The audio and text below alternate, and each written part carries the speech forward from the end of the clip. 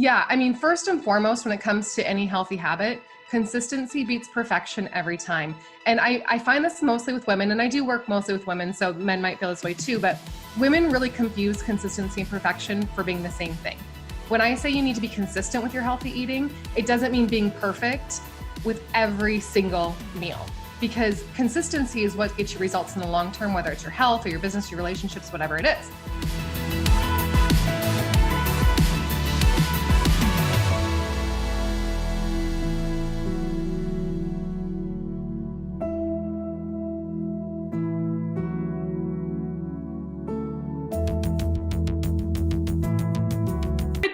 Welcome back to another episode of It Takes Grit. Guys, you know that this is my favorite time of the week. I get to sit down with one of my besties. I get to share their experiences with you and the grit that it's taken for them to get where they are today. And today, I have got Elizabeth Ryder on the line with me today. And we met about 7 months ago. Yeah, something like that. Hey, everyone. Yeah, 7 months ago, and we met through the Lewis House Mastermind, and you know, I just was so drawn in by her personality, her warmth, and honestly, her directness. Like, she just knows like strategy and can tell you the answer. There's like no fluff, there's no BS, which is how I am. So thank you so much, Elizabeth, for being on the podcast. Thanks for having me. And the feeling is mutual, Rebecca.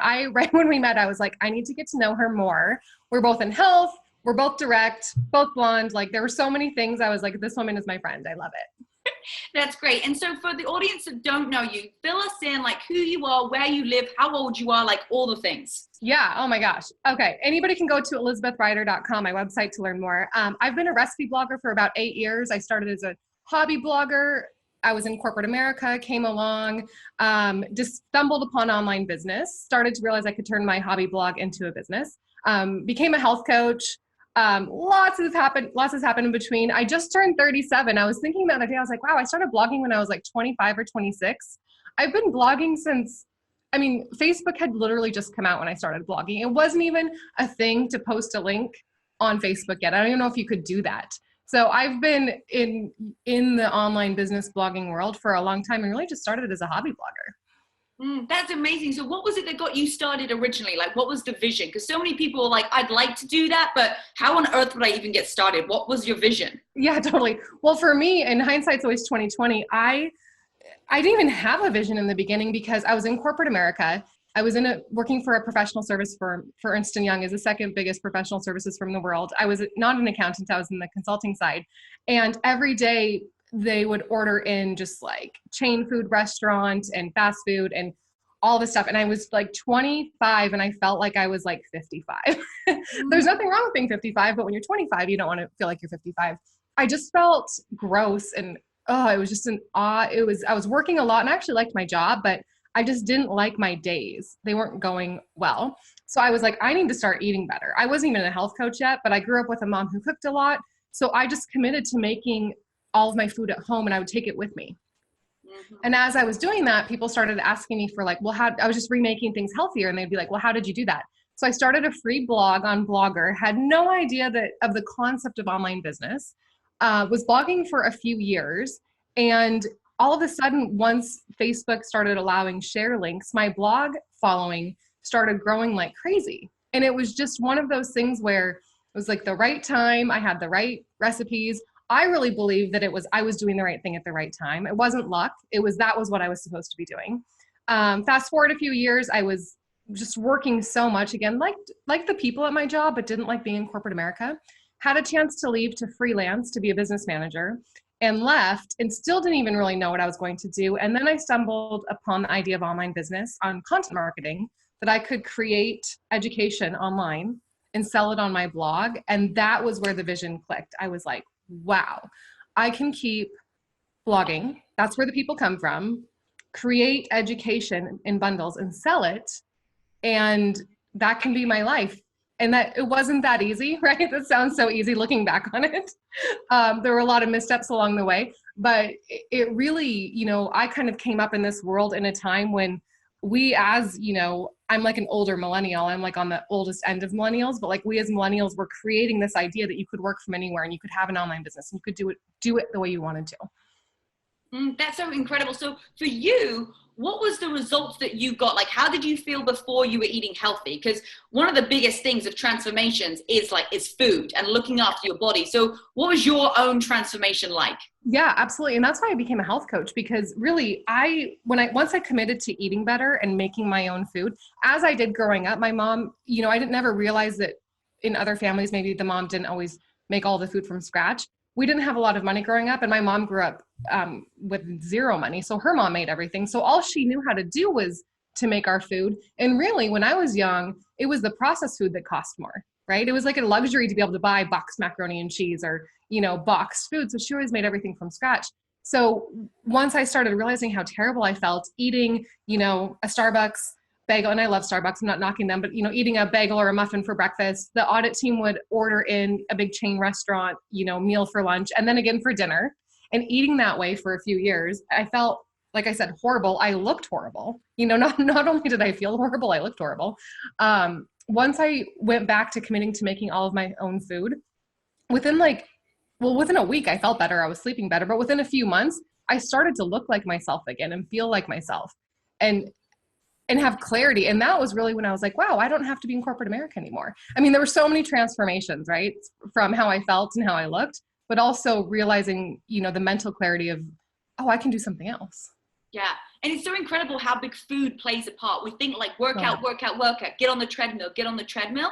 But it really is 80% is the nutrition, I feel, and 20% is the fitness. Yeah. And when you change that up, that's when you really start to get results. Yeah, absolutely. And, I've, along the way, from a fitness perspective, I grew up as a dancer. And again, in this kind of transition from corporate America to what I'm doing now, was not working out, didn't have time, didn't have the energy to work out. When I started eating better, had more energy to work out. Actually, while I was still in corporate America, enrolled in my Pilates certification because I just needed to do something that wasn't my corporate job. Did my yoga teacher training, and just always, I love the idea of there's so many different ways to move and so many different types of movement. And obviously your app is amazing. I love everything that you teach and do your workouts too. It's just pulling from all these different ways to work out, just making sure that I move in some way has been so transformational. What I love about what you've done in your story is that even though you've been in corporate America, you haven't let that define you. You found the other ways. I feel like a lot of times people feel stuck. They're like, corporate America, this is it, and I don't have time for anything else. But you're clearly the example of how, if you strategically have your time, you do have time to build other things on the side, because corporate America is full on. There's a lot. So how did you, if somebody's out there right now and they're like, okay, I'm in corporate America, or I've got a job that is full on, but I don't have the time. That's just an excuse, right? I don't have time to do something which is my love and my passion. How did you fit that in? And what's the advice that you would give somebody? Yeah, that's so interesting. I mean, I will say I was in corporate America so long ago, it feels like a different life to me. It's probably been so different now. But I think for me, it was starting to just to draw boundaries. I don't think even when we work for someone else, we don't realize how much we're creating our own stress. I would wake up and literally as I'm making something for breakfast, be on my computer, checking my email, right? They didn't tell me I had to do that. I was choosing to do that, right? I would get home at 9:00 and I would open my computer. Again, they didn't tell me to do that. I was choosing to do that. So I think part of it is you have to start to create boundaries. And I remember when I enrolled in that Pilates certification, it was it was something 10 or 12 weeks, Tuesdays, Thursdays, and Saturdays. And I just made that commitment. I was like, Tuesday night from whatever it was, 6 to 9 p.m., Thursday night, same thing. And then Saturday all day for 12 weeks. That's what I'm doing during those times and nothing else. So really just like everything in life, you have to create some boundaries. And if you can't do that in your corporate job, I'm going to be a little radical here and say, find a different job. There are a lot of jobs out there. It's a myth that there aren't a lot of jobs out there. And in this day and age, you don't have to work for anybody.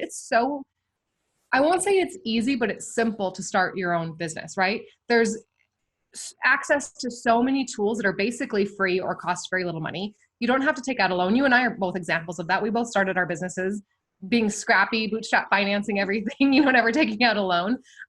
If that's not for you, I would say find a job that you can create boundaries in. I love that. Yeah, it's the boundaries. And you made that decision to do your Pilates, and you're going to do Tuesdays, Thursdays, Saturdays. And this leads me perfect into all about habits, because this is your new book. Yes. I'm fired up for you. The Healthy Habit I got it in my office today. I'm like, it's tangible. I can hold it. It's real. It's got my friend's face on it. Like, how badass is that? And so it's not always, it's been a journey. How long do you feel like it's taken to actually have this book in your hand? Because a lot of times people see the end result and you look shiny, you look beautiful on the cover, but you know, it's actually all the backstory that's happens to get that where it is today. Oh my gosh. I mean, probably my entire life, starting with my childhood, but we won't start there. Yeah, so it was interesting. So this book, really, once I got this book deal, it's been 18 months, which is a fast turnaround for a full color book. But what I wanted to share with everyone was, it was about four or 5 years ago. My blog was already considered a high traffic blog. I was doing well, selling everything on my website, and an agent approached me. He approached me and asked for a phone call. We had this, a few phone calls. He was so excited, wanted to sell my book, wanted to do all these things. And I was like, great. And then when it came down to it, he called me and he's like, you know what? There's just nothing here. And I was really taken aback at first, because he was the one who had approached me. And you're like, come on, you literally reached out to me. Right. And this is what happens, guys. This happens all the time. So common. I didn't know it was common at the time. And I'm grateful that I had some friends that were in the book process and had some books. So I was like, okay, this is normal. This is something that happens, but I didn't know that. So of course I spiraled out of control, feeling bad about myself. And then I was like, you know what? It's not a problem. If he doesn't want to do it, he's not the right one. So I just put my head down, kept blogging, kept doing things. A friend introduced me to another agent, and she asked to see that book proposal. So I showed it to her. Same thing. She was like all excited, wanted to go to auction with it. And then kind of towards the end, I think something happened in her personal life, and she just came back and told me that she couldn't take on the book at that point. So I was in a point in my life, things were going really well. And I decided to sell my house. I sold like 80%, 90% of everything I owned. I traveled the world for a year, really wasn't even thinking about a book. Went to New York, went to Guatemala, went to Costa Rica, went to Bali with friends, still blogging, still just putting my head down and creating content. And I was kind of feeling like I need to land back in the US, and I wanted to have all of my stuff in one place. Traveling like that is so amazing and transformative, and I recommend it for everyone. And you kind of come to a point where like, wow, I would really like to not be living out of suitcases right now. So I landed in Seattle, and I had been here for, I'm not joking, like 4 weeks. Like, I really had just had enough time to like get a place to live and like kind of start to get some roots here. And Hay House reached out to me. The publisher reached out directly to me and told me that they really wanted to work with me. And within 2 weeks, I had signed a major book deal with a major publisher. And I don't even have an agent. I'm a free agent. Because at that point I was like, well, I know I'm a good negotiator. And if I have an agent, they're going to get 15% and 15% of it for life. So I called again, some friends that had books, got really, really good advice. And it's just such a thing to show that just because someone says no, and multiple people will say no, it's not a no, it's a no from them. Mm-hmm. It's not it's not a no. Yeah, you can't lose the belief in what you've always set out to, because you've had that proposal for how many years?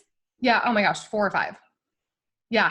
And this book, what's so interesting too is something about the creative process. What you think your idea is now is just the springboard for what the idea is going to become, right? So the book that this turned into was not in that book proposal. It was something completely different. And what's interesting, so because I'm a recipe blogger, and that's where, my traffic comes from on my blog, I assumed that my first book would be a cookbook. And that's really what those proposals were for. And cookbooks are notoriously hard to sell, and they're just a whole different world than other types of books. So when Hay House reached out to me, I really thought I'd be ending up doing a cookbook. And they said, well, we want you to write a healthy lifestyle book for women. And I was like, yeah, I can do that. But then I thought about it and I was like, wow, that's such a broad topic. Like, how do you write, how does one tackle a healthy lifestyle for women? Because I really have the belief, and the way I coach is that there's not one way for everyone. So even from the first outline I had for this book, that, I had a really detailed outline that I was working with my editor, wrote the book. The day before the first draft was due, I contacted my editor and I was like, I need to rewrite this. I need to rewrite this book, because what came out is good, but I just had this kind of, epiphany that it was really siloed. It was like 8 chapters of each on a very individual topic in healthy living. Mm-hmm. And I had this realization where like, wow, it needs to be 7 progressive steps instead of, siloed information. And I was like, so what would it look like if I wanted to rewrite this? And this is literally like, I've had like 15 weeks to write it. Like it's done supposedly. And again, it was good, but it wasn't like spectacular. And I knew that.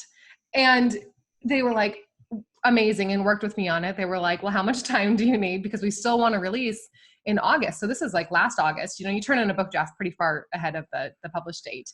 And I'm just so grateful that they worked with me. I got an extension and I was able to turn it into something that I knew it was supposed to be. When I finished this book, I was like, yes, this is going to transform people's lives. It's not just an informational book to teach people how to be healthy, because in this day and age, most people know how to be healthy. It's like, how do you actually implement it and make it fun and exciting and something that you look forward to? But from that first concept to what it is nothing like what was in that first concept. Wow. So what are your philosophies on food and healthy? Because I feel like we have a very similar balance of like what we feel is healthy, none of these bad diets or something specific. So absolutely, what it looks like for you. Yeah. I mean, first and foremost, when it comes to any healthy habit, consistency beats perfection every time. And I find this mostly with women, and I do work mostly with women, so men might feel this way too, but women really confuse consistency and perfection for being the same thing. When I say you need to be consistent with your healthy eating, it doesn't mean being perfect with every single meal, because consistency is what gets you results in the long term, whether it's your health or your business, your relationships, whatever it is. So the other thing is we eat about 2,000 times a year between meals and snacks, maybe 1,500 to 2,000. Everybody's a little different, right? But it's somewhere in that neighborhood of a number. I don't know anybody who gets 2,000 out of 2,000 things right, except for maybe a computer, right? And we are not computers, we are humans. So my philosophy with healthy eating is that there's no right one way for everyone. In reality, you're going to have to experiment. Some people do better on more of a paleo style of eating. Some people do better on a vegan diet. Some people do better on a more carnivore friendly diet. Everyone has a different digestive system, a different set of values and beliefs. Your lifestyle and your background absolutely dictate what the best way of eating for you is. So there are so many different wonderful, amazing real foods on the planet. First and foremost, eat real food. And that can mean a lot of different things. The quality of your food matters. And focus on adding things in, not taking things out. I think especially as women, we focus so much on taking things out. Like, oh, I can't eat that. I can't eat that. I can't have that. I can't have that. Or if you focus on, you know what, I'm going to add in a salad every day. I can still eat whatever I want, but I'm going to add in a big bowl of veggies every day. Once you start adding things in, it will crowd out the unhealthy food. Yeah, because really, if you're adding in more nutrients, you're adding in more of the good things, it's going to help your body work more efficiently. If your body's working more efficiently, then you're going to get better results and you're going to be healthier. Absolutely. And I talk about in the book, what I call the Koala Terian Way. First and foremost, be a qualitarian, meaning that the quality of your food matters. So instead of saying like, oh, I can't eat that, I don't eat that, I won't eat that, ask yourself, is this high quality food, right? Because we know, like, let's say somebody wants to be gluten-free, which that really works for some people. There's a lot of gluten-free junk food out there that is not high quality food and is not serving you, right? So just because it's labeled gluten-free doesn't mean that it's healthy. So first and foremost, look at the quality of your food before you eat it. Yeah, the same with vegan. Just because it's a vegan Tootsie Roll doesn't mean to say that it's healthy, because it's right. Yeah. Right. A vegan cupcake is still a cupcake. Yeah. Absolutely. So you have 7 steps throughout the book. Now just kind of briefly share with us what the content is in it. Yeah. So we start with setting your goals. So I call it set your goals straight. Most people in the context of their health don't understand what a real goal is. Most people have a desired outcome. Like some women might want to say, and I'll just use this as an example, like I want to lose 15 pounds. That's a desired outcome. That's not a goal. Goals have to be daily and actionable. A great goal would be, I'm going to get into the Burn app 5 days a week and do a workout. That's like daily and actionable, right? I'm going to have a low sugar breakfast before anything else, before I consume anything else. So we start with actually creating real goals. Or I want to sleep better. That's a desired outcome. What are daily goals? Taking a melatonin at 8 o'clock, turning your screens off by 8:30, turning the thermostat down to 68 degrees. There are actually daily actionable things you can do to achieve these desired outcomes. So we start with that, and I lay it out for everyone to create actually daily actionable goals to meet their health results. I really like that concept just about in there, because it's the goal is the action, and what you're going through, the goal is not the result. Yeah. Because you're chasing the result. And if you're just chasing a result of the 15 pounds, but you don't know how to do it, you don't get the outcome. Exactly. Yeah. Exactly. And it's very frustrating. You end up frustrating yourself. And then that's where we spiral out of control with, I can't meet my goals. Nothing I try works. We go down this and we feel like it's us, right? Then we start the self-deprecation, and then we get into this really negative mindset that affects everything else that we do. So if you can create daily actionable goals, you will actually meet those desired outcomes that you're looking for. Yeah. Love that. Yeah, then there are 2 chapters on food. So again, as a health coach, I do not dictate or prescribe a certain diet. There are some kind of underlying things that help everyone.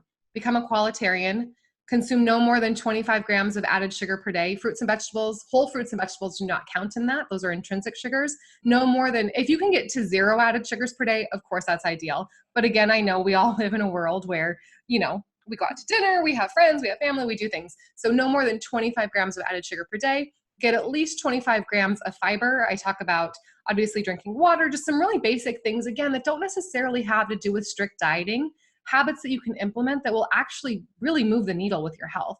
So in this entire book, there's 2 chapters on food, because how you do one thing is how you do everything. So the food is important, but I also get into numbers that you should check with your doctor. We need to know what our vitamin D levels are. There are certain things that you can ask your doctor that if you don't know these numbers, getting healthier might be a lot more difficult than it needs to be. I talk about your thyroid, some cortisol, some different numbers you can check with your doctor, and some numbers you can check at home yourself.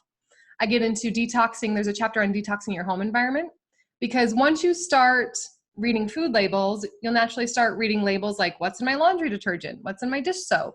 Even if you start with that, with your home environment, once you change, science shows us, research shows us, once you change one area of your life, it's easier to change other areas of your life. So if you're having a difficult time in something with your health, start with detoxing your home, and that will help catalyze other habits in your life. And then I get into creating morning and evening routines that set you up for energy during the day and better sleep at night. And then we wrap it up with what I call the intangibles, which is really the mindset, all of the things that we can't necessarily touch that affect our health. Mm-hmm. Well, it's just like a whole round. It gives you actual tangible steps to implement that will give you the result that you want of a healthy lifestyle. Yes. And there's also a 28-day program and 50 recipes at the back of the book. It's literally jam-packed with everything somebody needs to live a healthy lifestyle. That's fantastic. So I am a terrible sleeper. So what is your nighttime routine? Oh my gosh, I'm a terrible sleeper too. So I have been researching, finding tools, I feel like, for the last 5 years. So here are the big things. 1, establishing what time each night you're going to start your evening wind down is really important. The first thing you have to do if you have trouble sleeping. So for me, that's 9 o'clock. And because I know if I don't do that, I will just stay up until midnight, because I'm a night owl by nature. And I've really actually come to enjoy going to sleep at night and enjoy my mornings, but it took me a few years. So at first, establish what time it is, and it's going to be different for everyone. It depends on your lifestyle, however it is. For me, also, turning off screens. And if you do want to watch Netflix or you want to do something, you can get some blue blocker glasses, or at the very least, turning off overhead lights, because it's the light that is keeping us awake. It's blue light. It doesn't necessarily look blue, but your overhead lights, your screens all emit blue light. So as much as you can, as the sun starts to go down, start letting the lights in your house dim. That actually does help you sleep a lot. I also take melatonin almost every night. Melatonin is a natural hormone in your body. It helps regulate your circadian rhythm. And for some people, it will help you go to sleep. It doesn't necessarily work for everyone, but I would say it works for a lot of people. I take it an hour before I want to fall asleep. So at 9 o'clock, when I start to do my wind down, turning down the lights, turn down your thermostat to really as chilly as you can get it. You shouldn't be freezing, but you sleep better in a cool environment. So if you can, turn your thermostat down. I turn mine down to 68 in the summer. In the winter, depending on, when I lived in Montana, you don't want your pipes to freeze or something, so don't turn it off. But get yourself into a cool environment. And actually, something that I just started doing, have you ever heard of an acupressure mat? It's like the bed of nails, like all of the little spiky things that come up. You can get one on Amazon, or I actually got one from Bulletproof. It sounds like the strangest thing, but what it is, it's a mat, and it's probably the size of a towel, like maybe 3 feet by 2 feet. And there are probably 1,000 little spiky, sharp things coming up from it. And what you do is right when you're getting into bed, so when you actually want to fall asleep, You roll it out on your bed. I put a towel, like I roll up a towel kind of into a cylinder and put it behind my neck so that the towel kind of goes up onto the back of that. And you gently, very gently, because it's sharp, lay yourself down on that. And all of those little sharp things hit different acupressure points. And there's not, it's more, people saying that it works. They don't really know how it works. There aren't any scientific studies on it, but this used to be something that was done in India a long time ago. They would call it the bed of nails. It was so interesting. Is for me, I would say 9 times out of 10 when I use that, it puts me right to sleep in 15 minutes. So you fall asleep on it? Well, you try, as you start to feel yourself drifting off, you can kind of gently roll off to the side and then I just throw it off. I have fallen asleep on it. It's okay to fall asleep on it. You don't need to sleep on it all night because if you start moving, you'll wake up. You'll notice because it's sharp. It's not sharp enough to puncture your skin, but they're sharp. And I'll tell anybody, if you want to use one of those, you can get one on Amazon or there's lots of them. Wear a t-shirt or maybe put down like a really thin towel the first time you use it just to get used to it. You can actually stand on those as well to help. It just kind of, what it does is it gets into the fascia. It also hits out your acupressure points. So you can use it on different parts of your body.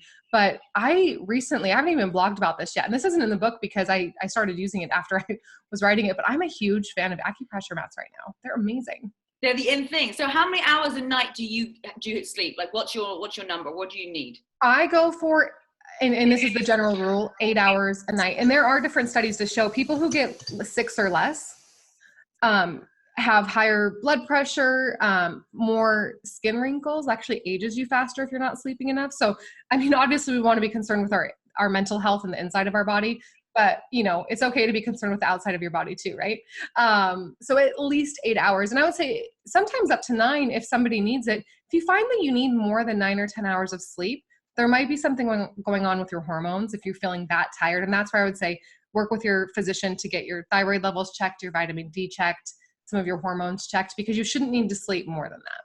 Yeah, I think my problem is at night, I'm just thinking like crazy. I just need to shut my brain off. I need to relax. And I think I'm definitely using my phone just before I go to bed. I'm the worst at that. I know. I just know all these things. It doesn't mean to say that you always implement Exactly. Just because we know them doesn't mean. And so what I would say to somebody, what I did, because I'm the same way, like I have that hit. I'm like, I want to look on, I want to be on Instagram. I want to do something. Commit to it for 5 days. 5 days, no screen time for the first hour of your day and no screen time for the last hour of your day. Really? And that's not that much, right? We have so much time in our day. So the first hour and the last hour, and just like healthy eating, don't tell yourself I can't ever have it again. Just say, can I commit to that for 5 days? So get yourself an acupressure mat and commit for 5 days to no screen time for the first hour. And then before you go to bed, take a melatonin. You've had no screen time the last hour, lay on the acupressure mat. Again, just for 5 days. And another trick that I have, when I lay on the acupressure mat, I put my phone in airplane mode so it doesn't wake me up when I'm sleeping. And because your phone is emitting different frequencies, to put it in airplane mode, and I turn on a meditation on my phone. I really like one. I think the app is just called meditation. It's the Abraham Hicks meditations. It's 15 minutes, and I love the voice and the music that they have. So a lot of nights when I lay on my acupressure mat, I'll turn that on because that is still something. If you're used to having your phone at night, it's because you're used to media consumption, right? Something is there. Having that meditation talking to you is still like having something there, even though it's relaxing you and they're guiding you through some breathing and some different things. So whether it's that meditation or one that you have or any kind of meditation or even meditative music, you can still have something there. And then it just automatically turns itself off. I'm usually asleep by the end of it. Wow, that's amazing. So I feel like sometimes we go in and out of habits, right? Because now you're talking about this. I remember when I used to listen to the Calm app and I used to listen to like a story or a meditation and I used to spray like some nice, nighttime spray or whatever. I used to have my Sleep Now tablets like an hour or two before I went to bed. And I'd done that. And so it's interesting that, sometimes you make a routine and you're successful at it and all of a sudden you just like fall off completely and then get back on. How do you feel like you wake up your brain again to like, because you're waking up my brain right now, being like, yes, I've been struggling sleeping. Why do I not go back to the routine that I was doing? Like, why is it that we just like fall off things and then completely forget it? when it comes to waking yourself up to what you want, you just have to ask yourself, what do I want my life to look like right now? And here's the thing, when it comes to habits like this, you don't have to think about, like we just said, doing it every single day for the rest of your life. Just say, can I commit to this for 3 days, right? Can I commit to this for 5 days? And think about starting it. The discipline comes from taking the very first action. Once you take the first action, the rest of it is easy, right? Once you do it the first night, you're like, oh yeah, this is actually, I remember I really liked doing this. When it comes to healthy eating, can I just eat one healthy lunch this week? Oh, once you do it once, the rest of the actions will follow. It's just about waking yourself to, one, what do you want? And two, having the discipline, not for the entire rest of your life, but for the next step always helps. Because that action step is going to give you the discipline, right? And then it's going to give you the motivation. And the motivation is actually you don't just create motivation. Like, how do I get motivated? It's like, you're going to get motivated by doing the action and seeing the result. So when you do action, you see a result, you get more motivated. And then there's that like cycle of success. Yeah, absolutely. And I would say, especially for women, like, I mean, all humans are cyclical and we live our lives in seasons. So even just 4 seasons a year, but we live our lives in seasons of, childhood, early adulthood, adulthood. Even more than that, women, especially, we're cyclical by nature every month, right? So remember, it's okay for your habits to shift and change. It's okay to try new ways of eating. You might find that you like eating more vegetarian style or vegan style in the summer because, a lot of food is raw, and more warming cooked foods in the winter. You might even be changing every month, right? You might be vegan one week and try something else another week. Now, that doesn't necessarily work for everyone. I just want to remind people, allow yourself to say it's okay to change your habits and live your life in cycle and seasons, because as humans, we are cyclical by nature. And you have to have something that you can stick to forever. So having a very strict diet, or maybe like you don't eat from this time till this time, it's like, ask yourself, is that something that you can do forever? Because, if it's not something that you like really feel like, for me, I'm like, I'm not going to be able to just cut out chocolate forever. Like, I'm not even going to try and commit to that, because I'm going to fail every single day because I love a piece of chocolate after my dinner. So I think it's like setting those goals of like, well, how is it that you want to live your life forever? Like, let's create the healthy habits that are going to last a lifetime. Yeah. And I talk about this in the book too. Something that I think really helps in deciding what will work for you is there are moderators and there are abstainers, right? And I think one problem right now, especially like in the world of health, is that people who are moderators are finding someone who's an abstainer online and trying to follow that plan, and they're just going crazy. And the flip side too, somebody who works more as an abstainer sees a moderator approach and that doesn't work for them. So I help people kind of go through that in the book, and one's not better than the other. That's the other thing. Some people, like, I'm a moderator. I can just have, one night of like, some pizza and some wine, and then the next day, is just like all veggies, and, I don't need any carbs the next day, or refined carbs, you know what I mean? Where if some people, if they have like one piece of bread, that's it, like for the next month, they're like eating a loaf of bread a day, right? So it really just depends on, your personality. There are so many facets of every human and so many factors that go in to deciding what works for you. And that's what the book is all about, is helping people find out what works for them. So how does it feel right now that you've got the book in your hand? It's been like 4 or 5 years, which is like, people don't understand like how long this process is. You've had people telling you no. You've had people firing up saying, yes, you're ready. I've had this too. The amount of managers that have dropped me, I have a list of like 15. And then I'll get people like, oh my goodness, I'm so excited to work with you. And then they don't email you back for like 4 weeks. So how does it feel? Is it a surreal feeling? Is it like almost like an anticlimax? Like, what are you feeling right now if you've got that book in your hand? Oh, that's such a good question. It was funny, when I opened the box and like I saw the first hard copy and I looked at it, I was like, it's just like a little present wrapped in a bow, and it's so hard to explain everything that went into it, and so much was cut and edited and changed, and so I just try to honor the journey and the process that got me here. But right now, the feeling is just the excitement for other people to now read it. I've been living and breathing this for, especially this particular book, for the last 18 months, writing it, rewriting it, editing it, photographing it, and having photographs taken of me for it. I read the audiobook for Audible. I could probably recite the whole book, and it's not even out yet. That's the thing, is that at this point, when I see this like package wrapped up, I'm just so excited for other people to be able to experience what I've been experiencing for the past 18 months. And what do your family think? Because obviously you talk about when you grew up poor with your mom, like cooking things from scratch and like not having any money. Like I didn't grow up with, you know, Rolls Royces or anything nice cars at all, like both self-made. What do your family think of it? They love it. I mean, it's so funny. I won the lottery with my family, I feel, and we weren't, you know, we had some money. We weren't, so I don't want to like misrepresent that. We weren't like dirt poor. We had some money. We just didn't have a lot of extras. And I've had a job since I was 14. But what we did have in our house was a lot of love and support. So they've just been very supportive, like, oh, we think it's great. We think it's great. And I think no matter what I do, my family would support me. So that's been something that's a huge blessing in my life. And I'm so grateful for that type of support.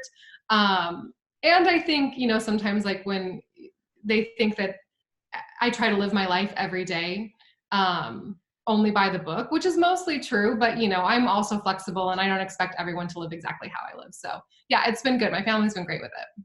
I love that because my family too, I feel like I've won the lottery too. Like we didn't grow up with like everything but the love and support.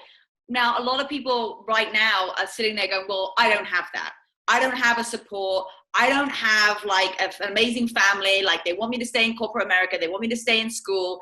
You know, we always talk about the people that you surround yourselves with. You're going to be the average of that 5 people. And that's why we both joined a mastermind this year, was to level ourselves up and to be around people who are better than us and have more ideas and just to expel us to the next level. So, you know, I also feel like being healthy and living a healthy lifestyle is really reliant on the people that you are around. I had to go through a divorce and separate myself from some people. Have there been times in your life where people have been toxic and you've had to say, get out of my life, like this is not working? And how did you do that? Yeah, I mean, absolutely. And I feel like that's not just like a one-time event, what you just said. Like, I think as somebody who constantly wants to, you know, you and I are both this way, have self-awareness and up level and continue to create bigger and better things in our lives. You constantly have to be vigilant about what you're letting in your brain, whether it's media, friendships. You know, I have a really pretty strict no gossip policy in my life because I think gossip is toxic. And if other people are sitting around talking about someone else, that means that they're not doing enough in their own life, enough good stuff in their own life. And I was recently at an event and I was sitting at a table with some people and I just kind of had this realization. I was like, the only thing that's been said at this table has been about people who are not at this table. And I was like, I just knew right then, I think, you know, 10 years ago, I would have tried to like stay in that group a little bit, but I just literally had this moment of like, oh, this is the last time I'm probably ever going to hang out with these people. It was just like this, it was just this immediate, like, I don't want this in my life. And I think it takes a lot of courage to do that, right? Because we're pack animals. We want to be part of things. We want to be parts of crowds. So I think anytime you want success in life, there is going to be an isolating experience. Yeah, I think seeking friends and relationships in your life that, hey, this is how I am. You don't have to be like me, but let's not judge each other. So, right. So I go out to dinner with friends sometimes, like, I don't care what people order. I'm not judging what they're putting on their plate. Zero, like literally zero judgment. I think dropping the judgment around other people and dropping the judgment on yourself really is like critical to happiness in life. But if I'm not going to judge what you're going to order, don't judge me for the way I'm going to eat and what I'm going to do too. And so those are the only types of friendships that I have. I don't have any friendships. I don't allow in relationships into my life where I feel like, you know, there's that like dueling judgment of people.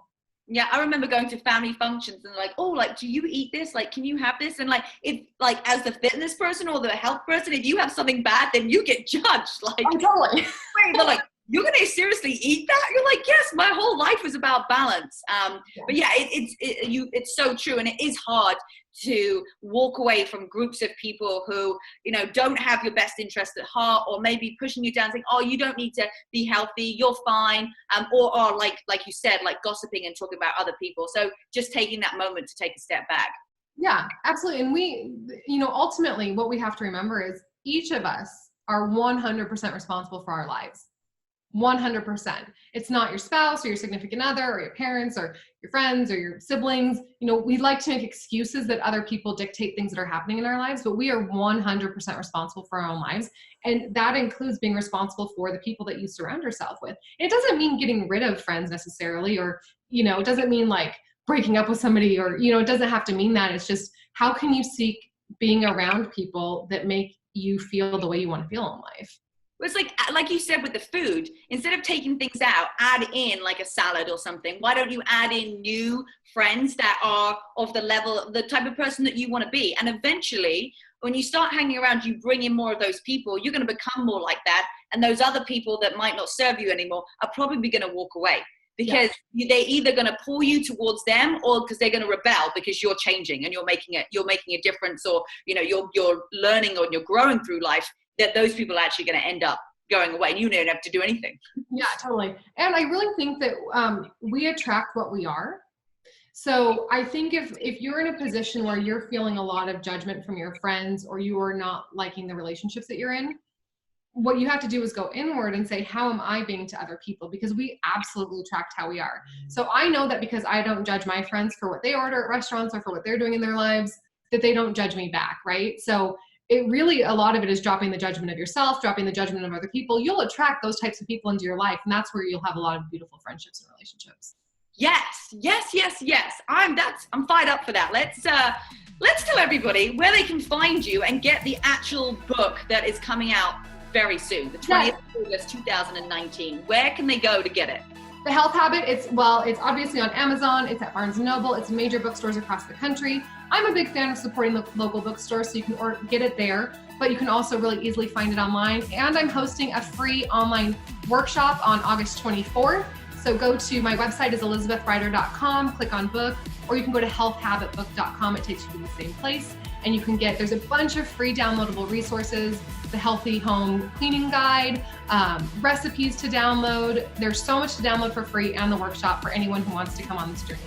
Yeah, I'm so excited for you, and I can't wait to see you in like 3 weeks. Just at the Summit of Greatness. Well, we're going to put all of those details in the description below. Guys, make sure that you are subscribed to Spotify and iTunes. If you're watching on YouTube, go subscribe to that. Give us a thumbs up, and we will see you next week. Thanks, everybody. Bye. Thanks, Rebecca.